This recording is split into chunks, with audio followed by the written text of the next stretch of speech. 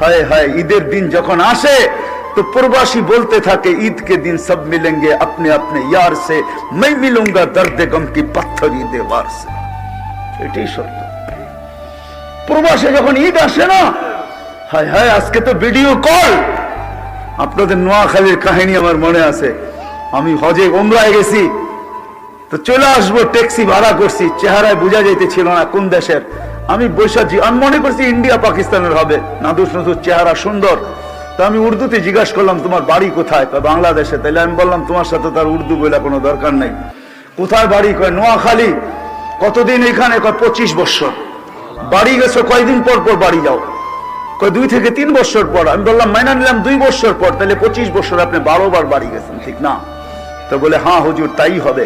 তো আমি বললাম যে আপনি তো জীবনের কোনো মজাই দেখেন নাই। বছরে 25 বছরে 12 বার বাড়ি গেছেন। 2 মাস থেকে 3 মাস ছিলেন, 36 মাস।